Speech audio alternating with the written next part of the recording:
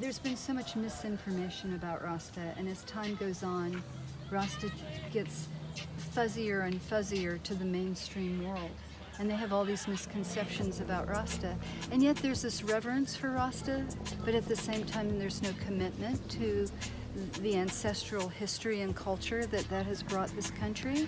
So what I'm saying is that there's so much, we need to come, if possible, and if you agree, we'd like to come back and invigorate people's respect and understanding of the culture. Because the thing is, 5 years ago, 2015, the government is asking the question, who is Rastafari? Oh my goodness.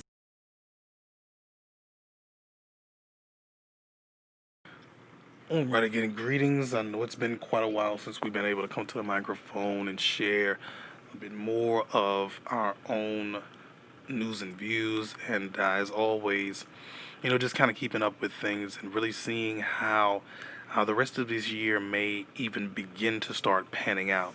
So again, as we, for the most part, round out the fiscal year, for those who are not so versed on that, that's more so dealing with the economic breakdown of the quarters of the year, which most will follow, especially here in the West, and more acutely in the United States of America, but more in an expansion realm to the Western world, and their calculations, especially dealing with any particular calendar year.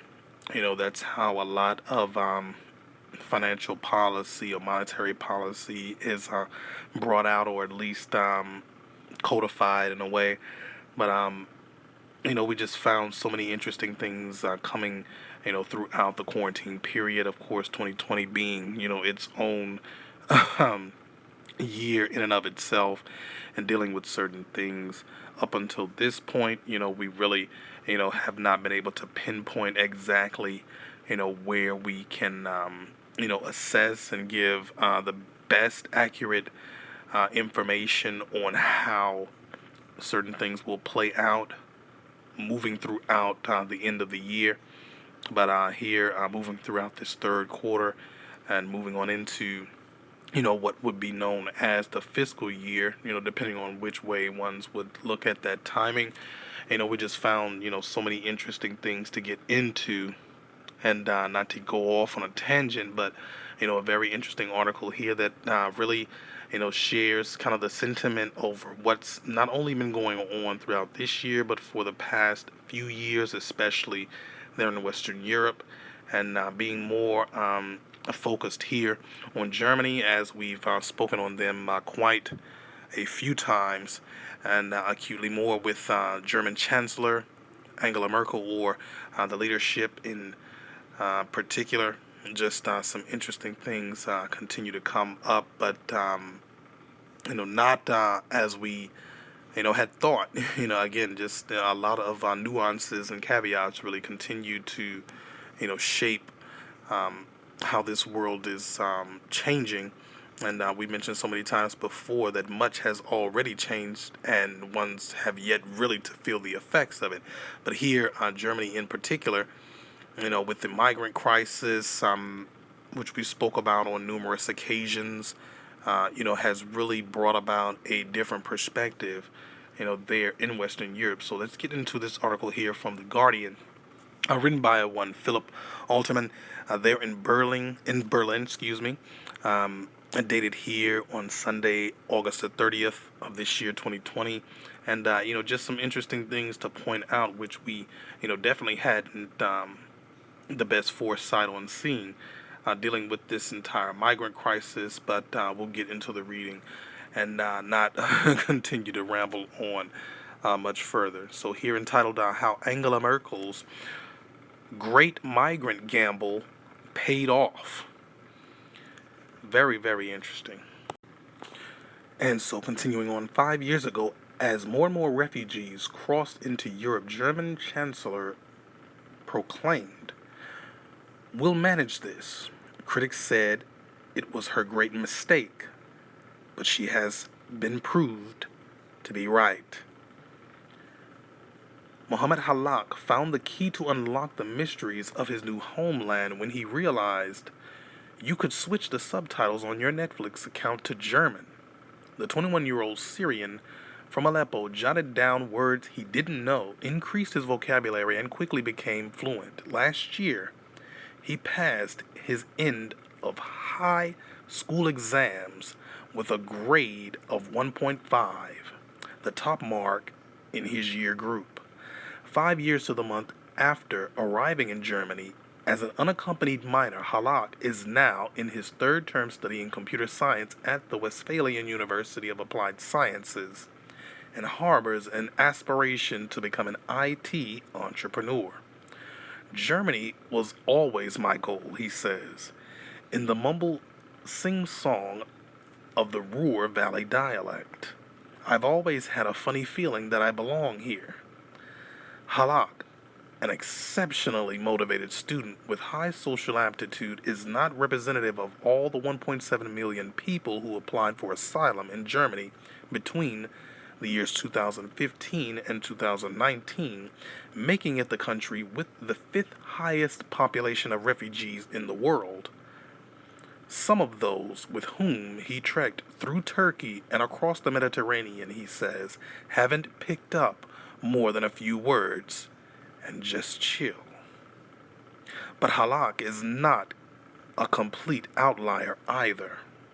More than 10,000 people who arrived in Germany as refugees since 2015 have mastered the language sufficiently to enroll at a German university. More than half of those who came are in work and pay taxes. Among refugee children and teenagers, more than 80% say they have a strong sense of belonging to their German schools and feel liked by their peers. Success stories like Halak's partially redeem the optimism expressed by Angela Merkel in a sentence she spoke 5 years ago this week, at the peak of one of the most tumultuous years in recent European history.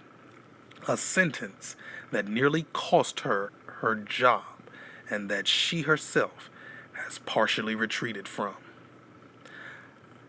I put it simply, Germany is a strong country, the German Chancellor told the media at a press conference in central Berlin on the 31st of August in 2015, trying to address concerns about the steeply rising number of people, mostly from Syria, Iraq, and Afghanistan, applying for asylum in Germany that summer.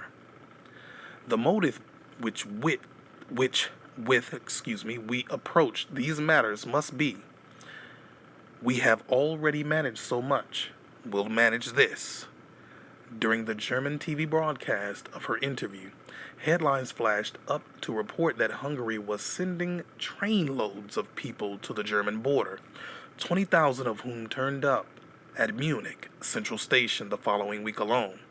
The German phrase Merkel used, "Wir schaffen das," became so memorable mainly because it would, in the weeks and months that followed, be endlessly quoted back at her by those who believe that the German Chancellor's optimistic message had encouraged millions more migrants to embark on a dangerous odyssey across the Mediterranean.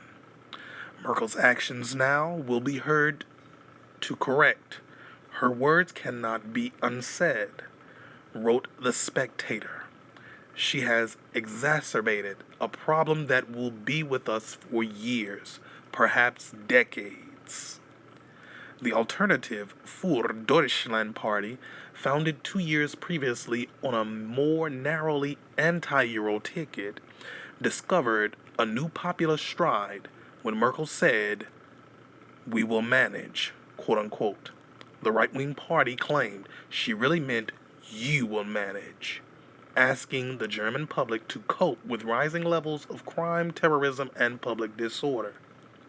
"We don't want to manage this," the AfD politician Alexander Gauland proclaimed at a party rally in October of 2015. Over the coming months and years, in the wake of the New Year's Eve sexual assaults in Cologne, the Bataclan terror attack in Paris and the truck rampage on Berlin's Breitenplatz Christmas market, that sentiment seemed to gain traction with a growing part of the German population, even when the crimes were not carried out by people who arrived in 2015.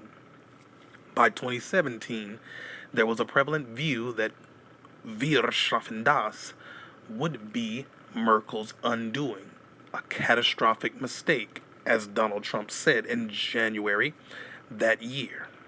The worst decision a European leader has made in modern times, quote unquote, Nigel Farage told Fox News.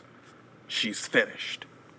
Yet today, Merkel still sits at the top of Europe's largest economy, her personal approval ratings back to where they were at the start of 2015, and the polling of her party, the Christian Democratic Union, or the CDU, buoyed to record levels by the global pandemic. When Merkel steps down ahead of federal elections in 2021, as is expected, her party's successor currently looks more likely to be a centrist in her mold than a hardliner, promising a symbolic break with her stance on immigration. The AFD, meanwhile, never reached a point when it will be the country's second largest party, as historian Niall Ferguson predicted in February of 2018. The party has established a steady presence in local parliaments across Germany, especially in the states of the formerly socialist East. But at federal level, the AFD has dropped to fourth in the polls, down from its third place and 12.6% at elections in 2017, and has been stricken with infighting since immigration has dropped off the top of the political agenda.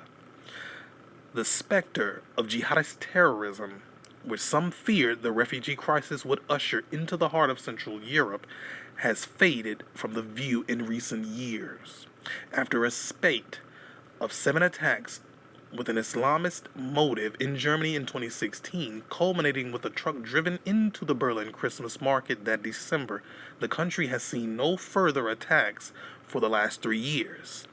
Peter Newman, a terrorist expert at King's College London's Department of War Studies, recalls being invited onto a German TV program at the height of the crisis in 2015. I gave my optimistic best back then, but deep down I was worried, he says. Will this work out? With nearly 1 million people about whom we know so little, in the end those fears were misplaced. We know that some of the men involved in the Bataclan attack had exploited the chaos to smuggle themselves into Europe, in some cases posing as Syrian refugees. We also know that the vast majority of people who arrived were young men, the very demographic that is most susceptible to radicalization. And yet, we can now say that the worst fears haven't come true. In hindsight, ISIS's collapse happened quicker than we expected. It's now clear that what made them so attractive for a while is less their ideology than their success. And when ISIS stopped being successful, it stopped being attractive. However, Newman says this was also due to the increasing efficiency of German intelligence agencies. According to data collected by Peter Nesser, a senior research fellow with the Norwegian Defense Research Establishment, 16 terror plots with a jihadist motive have been foiled on German soil since the start of 2015, more than in France or the UK over the same period. The events of the summer of 2015 did eventually mobilize and further radicalize Germany's right-wing extremist circles, who targeted asylum shelters with arson attacks or assassinated politicians with pro-immigration views, such as the CDU's Walter Lübeck. No other country in Europe saw as much severe and fatal right-wing violence in 2019 as Germany. Germany's Federal Office of Criminal Investigations records a rise of criminal offenses, including violent crime, in the years between 2014 and 2016, linking the trend to the influx of migration. The percentage of asylum seekers found guilty of such crimes also doubled in the same period. However, the majority of these offenses were within the refugee shelters where new arrivals were initially housed. By 2017, when Trump claimed that crime in Germany is way up, quote unquote, because it had taken in all of those illegals, the number of overall recorded crimes was decreasing. Last year, crime in Germany sank to an 18-year low. What about the organized crime on Europe's borders, where human traffickers prey on those willing to risk it all in the hope of a better life? In a 2017 book on reforming asylum policy, British economist Paul Collier argued that while the industry was already well established in the Mediterranean, the massive rise in demand triggered by the invitation from Germany further increased demand for smuggling by criminal syndicates. Gerald Noss, chairman of the European Stability Initiative, a think tank that advises EU member states on migration policy, disagrees vehemently. The thesis that Merkel created the refugee crisis was absurd in 2015, and it's even more absurd in retrospect, he says. Empirical studies have failed to find data proving that Merkel's Wir schaffen das significantly intensified the movement of refugees into Europe, although it is likely that the attention drawn towards Germany's liberal stance on asylum influenced the decision of those who were already in Europe at the time. The question is, what could she have done differently, says Noss. Reintroduce borders and try what France did after the Bataclan attacks in November of 2015, sending all irregular migrants back to Italy? That proved futile. France received twice as many asylum applications in 2019 as in 2015. You can't steal a wide open border with rhetoric and a few more border guards, while brutality was fortunately ruled out in Germany. Germany's stance in 2015 did prove too optimistic in the sense that Merkel's government seemed to believe that the tumultuous events of that summer would lead to a quirk reform of the Dublin regulation, the mechanism that determines which state is responsible for examining an asylum application. Noss says, the Germans thought everyone would sign up to a quota system because it was fair, but they couldn't explain how this would work in practice. Instead, Merkel's government took unilateral steps to slow down the rate of new arrivals to a trickle. An agreement between Turkey and the EU to stop irregular migration and replace it with a resettlement scheme developed by Noss's think tank drastically stemmed the flow of migrants to Europe in 2016. Merkel's government later tried to limit asylum applications from North Africa by adding Algeria, Morocco, and Tunisia to its list of countries considered safe, though the proposal was later rejected by the upper chamber of Germany's parliament. In March this year, Germany launched a social media campaign to deter Syrian refugees from embarking on a journey to Central Europe, and Merkel's Grand Coalition, quote unquote, with the center-left Social Democratic Party voted against taking in even just 5,000 vulnerable refugees stranded in Greek camps. Merkel never recanted her words of August 2015, as many even in her own party insisted she should, but she did ensure a situation like the one that followed won't be repeated on German soil during her tenure. On a sweltering afternoon in Berlin's suburban south, preparations are afoot for the annual summer feast at the Merenfeld Transit Center, a sprawling concrete camp that used to be the first port of call for many East Germans who fled to the West during the Cold War, and now houses asylum seekers from around the world. While volunteers erect socially distanced benches and hang up garlands in the courtyard, a group of men and women from Syria, Afghanistan, and Iraq have gathered inside to meet the Berlin Senate's integration officer to ask for advice and air grievances. A 44-year-old Syrian is concerned that he might fail next month's language exam. Even though he will need a pass in order to start working, German classes have been canceled because of the pandemic, and the wireless signal inside the campus too weak for online learning. Berlin on our doorstep, that is Europe, says the man who doesn't want to give his name for fear of getting into trouble with Syrian embassy. But this shelter is like a little Syria. Everyone speaks Arabic.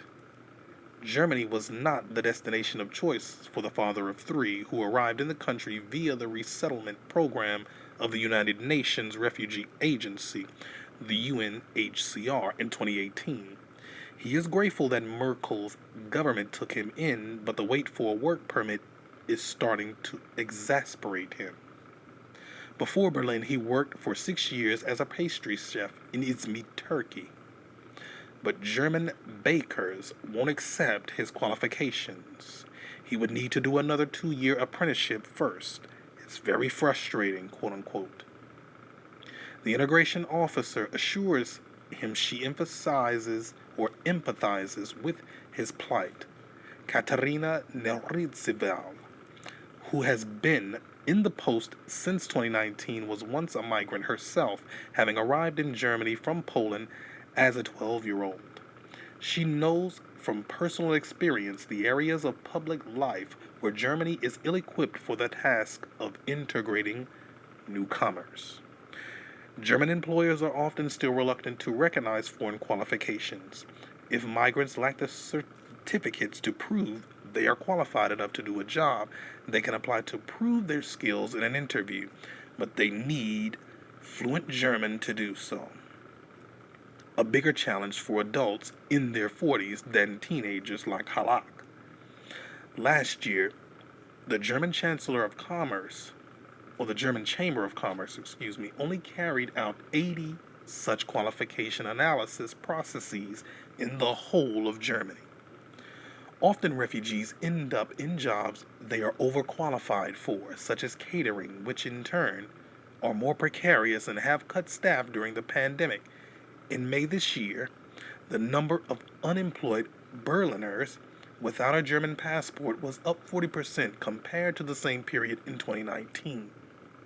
Many experts think that the integration classes that they have been mandatory for refugees in Germany since 2005 are no longer fit for purpose, holding back those with academic qualifications while failing to offer real help for those who arrive without being able to read or write. The percentage of those failing the all-important B1 language test has risen rather than fallen over the last 5 years. And yet, Lidj is optimistic. Germany can be a very sluggish country, full of tiresome bureaucracy, she says. But it's also able to learn from its mistakes and draw consequences from them.